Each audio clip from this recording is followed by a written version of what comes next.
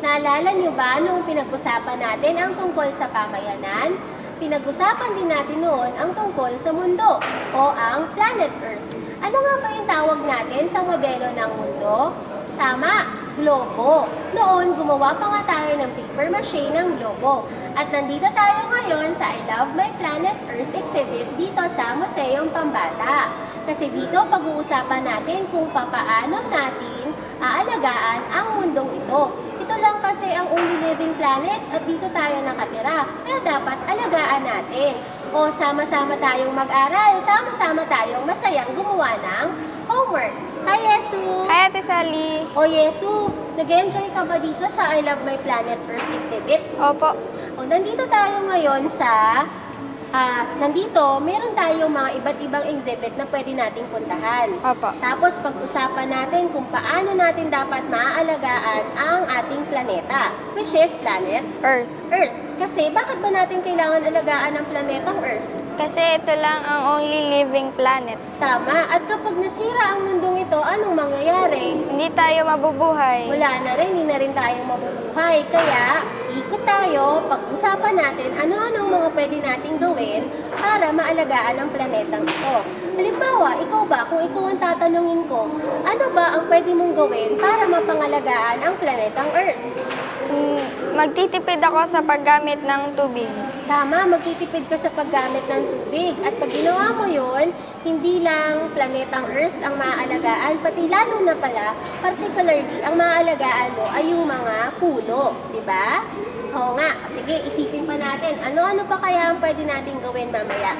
Okay, handa ka na ba? Handa na ako, Ate Sally. Sige. Mga bata, samahan ninyo kami at kayo rin kung may mga ideas kayo kung paano maaalagaan ang planetang ito, isipin ninyo ha at dapat sumagot din kayo kapag kami ay nag-uusap ni Yesu mamaya. Tara, Yesu!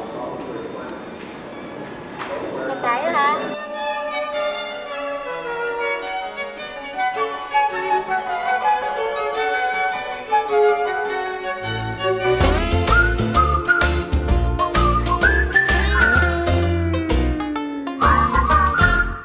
We are now open for business.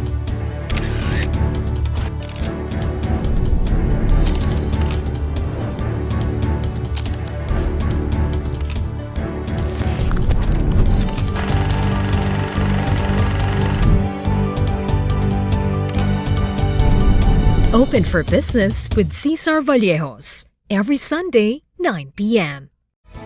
Sunday 25. On your way to success? Start with the best.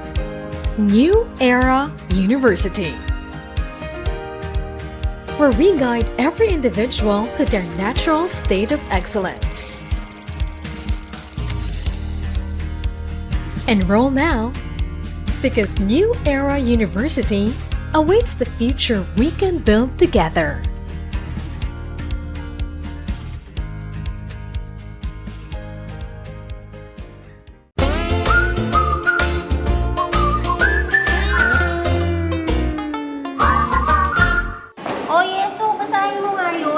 The Earth is the only planet in the solar system that has rain, rivers, and oceans. Alam mo ba, Yesu, na kahit araling panlipunan ang subject natin para sa araw na ito, parang may kinalaman din ito sa science. Pero kasi, ang pinag-uusapan natin ay kung paano natin maalagaan ang Earth o planet Earth. Kasi sabi doon, it is the only planet in the solar system that has rain, rivers, and oceans. Ibig sabihin, pwede bang mabuhay ang tao sa ibang mga planeta? Hindi. Hindi, talagang sa Earth lang. Lakasan mo naman yung boses mo.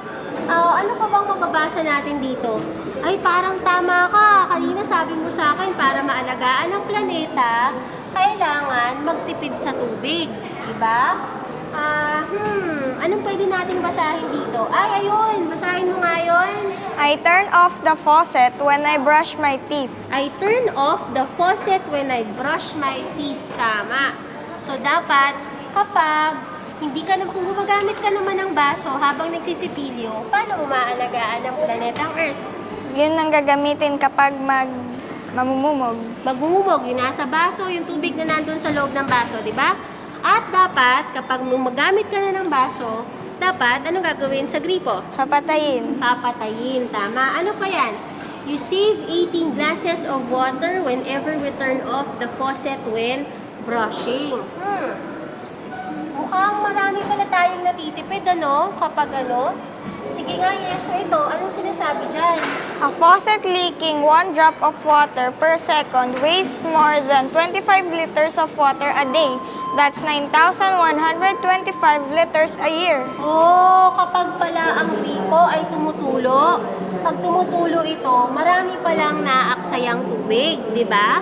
Kaya dapat, tiyakin natin na ang mga gripo natin sa bahay ay hindi Nakabukas. nakabukas, hindi tumutulo. At pag nakita natin tumutulo, sinong tatawagin natin?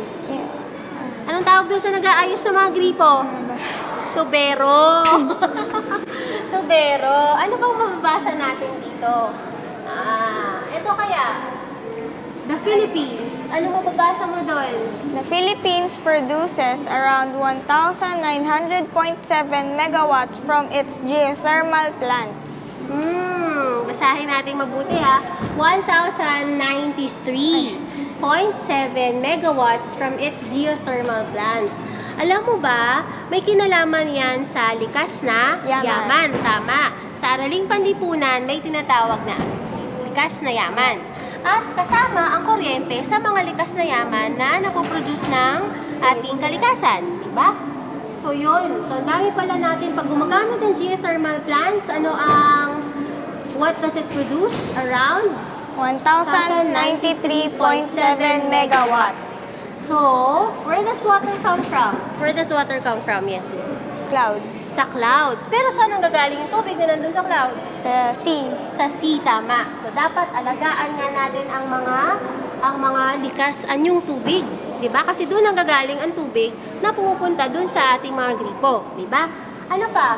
Renewable energy. Sige, basahin mo nga yan, Yesu. Renewable energy is generated from natural resources such as sunlight, wind, and tides. These sources are considered renewable because they quickly replenish themselves and are usually available in a never-ending supply. Interesting, di ba? Okay. Ano pa ang makikita natin dito? Alam ko kung ano to, Yesu. Nakakita ka na ba niyan sa personal? Hindi pa. Ang tawag dyan ay Windmill. windmill. Tama. We can harness energy from the wind. Makakaroon tayo ng electricity or energy gamit ang mga windmill. Alam ko sa Ilocos meron nito, di ba? At meron na rin sa isang bayan sa Rizal. Di ba? Apa. Meron na rin windmill. Ginagamit nila yon para makaproduce sila ng sarili nilang electricity or energy. Ano pa? Ito, garbage. Isang paraan para mapangalagaan natin ang earth ay sa pamamagitan ng tamang garbage disposal. Diba? So, sabi sa atin dito, ito, sabi nga sa atin, maaaring ano pwede mong gawin? I make toys from things around the house. I make toys from things around the house. So, instead of bili ka ng mga toys, lalo na kung plastic yun, pwede nating gawin, Yesu, pwede nating gawin ay gumawa na lang tayo ng sarili nating toys, di ba? Ano pa ba? Garbage. Malaking problema ang basura dito sa atin pong pamayanan, di ba? Ano bang mangyayari kapag ang basura ay hindi natin na resolusyonan? Dudumi ang ating mga ilog at dagat. Tama. Dudumi ang ating ilog at dagat. Ano pang mangyayari? Pag nagbabarahan yung mga ilog, mga kanal, anong nangyayari? Magkakaroon ng baha. Nagkakaroon ng baha. Kaya nagiging malabis ang problema natin sa baha dahil sa basura. Kaya anong solusyon natin, Yesu? Pagtatapon sa tamang basurahan. Tama. At dapat paghiwalayin natin ang Plastic sa nabubulok. nabubulok at hindi nabubulok. Ang halimbawa ng mga hindi nabubulok ay Plastic. plastic. Tama. So, pwede natin gawin. Pwede ba tayong dire-diretso na lamang at pag-usapan natin, ano na ba yung makikita natin dito sa exhibit na to? Diba? Okay. Sige, halimbawa niyan, non-biodegradable garbage do not decompose or decay. Kasi yung mga hindi nabubulok, yan yung mga nakakabara sa mga kanal, sa mga ilog, sa dagat, kaya nagkakaroon ng baha. Kaya pag hiwalayin sila kasi yung mga nabubulok, pwede natin silang gamiting ano pa? Lalagyanan. Ay, hindi. Yung mga nabubulok. Yung gulay, yung mga tirang pagkain, saan ilalagay yun? Sa Nabubulok. sa lupa. Alam mo bakit? Pwede kasing gamitin yun.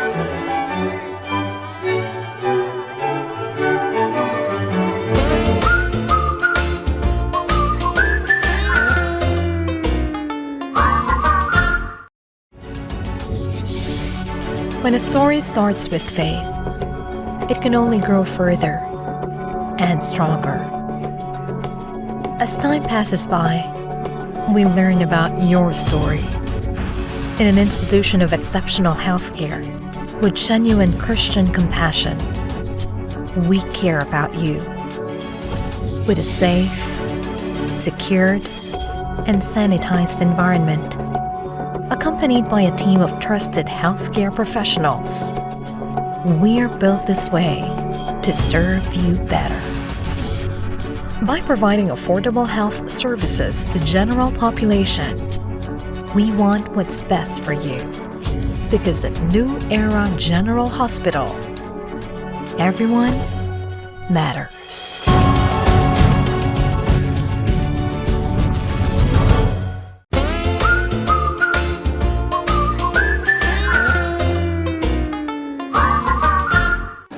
Pasyal muna tayo.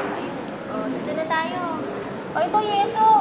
What is carbon footprint? Alam mo ba, Yeso, lagi ko naririnig yan. Dati na nag-attend kami ng event ng World Wildlife Fund for Nature, yung WWF, pinag-usapan nila yan yung carbon footprint. Carbon footprint is the amount of greenhouse gases such as carbon dioxide that are released in the atmosphere by a person, a household, or company. Oh, yan, carbon footprint. The way we live our lives, what we eat, what we wear, what we use in cleansing ourselves and our surroundings, where and how we travel to, shape our personal imprint, and determine how big or how small we share in the increase in greenhouse gases in the atmosphere.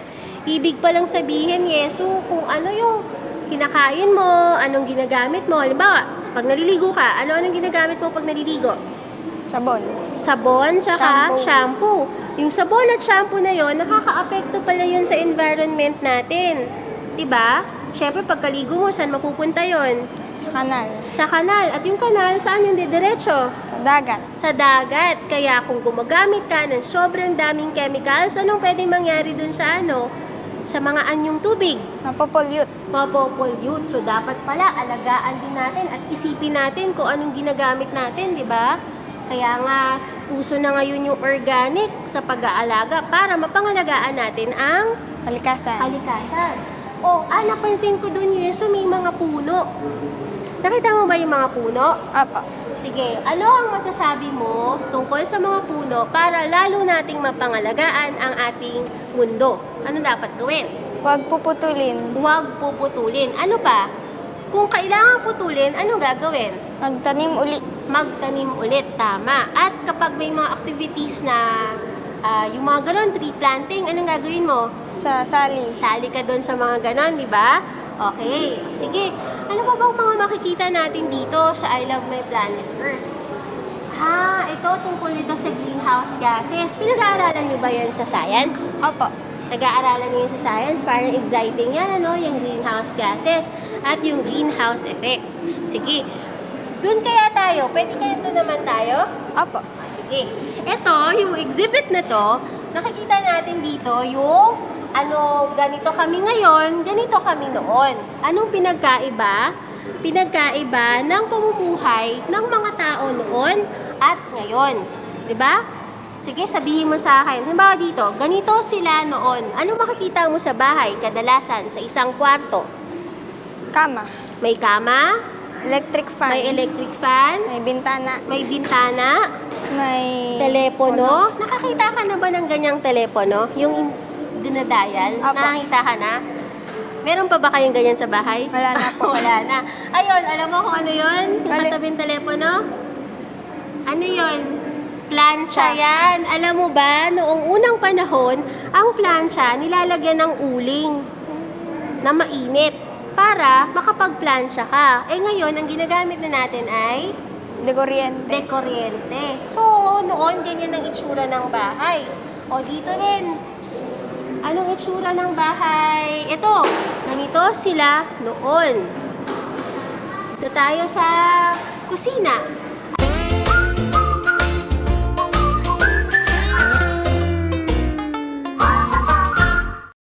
On your way to success? Start with the best. New Era University, where we guide every individual to their natural state of excellence. Enroll now, because New Era University awaits the future we can build together.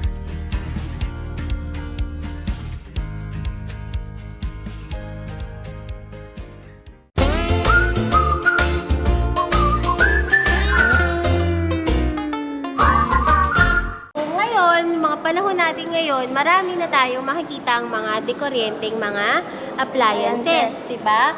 Kaya siguro, mas malala ang greenhouse effect kasi dahil nga sa mga ginagamit natin. So, anong natutunan natin dito sa exhibit na to? Yes. Dapat nating pangalagaan ang ating kalikasan. Tama, dapat nating pangalagaan ang kalikasan natin o ang ating mundo, which is the only living planet. Ano nga yun? Planet Earth. Tama. Alagaan natin ang planet Earth kasi baka pagdating ng panahon kapag ang planet Earth hindi natin inalagaan, anong pwedeng mangyari? Walang mabubuhay at Wala nang mabubuhay, wala nang planet Earth, di ba? Nag-enjoy ka pa dito sa pinuntahan natin? Opo. Ako rin, nag-enjoy ako. At marami rin ako natutunan dito sa Museong Pambata. Nakaikot ka rin ba? Opo. Ang dami nating mga kaibigan. Nasaan na kaya yung mga kaibigan natin? Oh, ayan na pala. Hi, Art! Hi, Hesper! Hi, Art! Claire! Hi, Yasmin. 3D! Oh, tapos na ba kayo maglaro? Ayan. O, tara! Nag-enjoy ba kayo sa mga ginawa natin dito? Opo. Si 3D ay anong ginawa mo sa araw na to sa Museum Pambata, 3D? Nag-Filipino po. Nag-Filipino, tapos nag-aral tayo ng English, nag-aral tayo ng Science, nag-aral tayo araling panlipunan, kasama na rin yung math, diba? O, sige. Mga bata, nag-enjoy ba kayo dito sa Museong Pambata? Ang dami nating natutunan sa isang buong linggo. Salamat sa namahan ninyo kaming lahat. O kung meron kayong tanong o homework na gusto nyong tulungan namin kayo, send us an email at our email address. That's net25kids@gmail.com. Don't forget, like and share our Facebook page as well. That's www.facebook.com/net25kids. O, tandaan, follow din niyo rin kami sa Instagram at Twitter. Hanapin niyo lang ang Net25Kids. Mga bata, samahan niyo pa kami next week dahil marami pa tayong pag-aaralan. Sama-sama tayong mag-aral, sama-sama tayong masayang gumawa ng homework. Paalam! Paalam!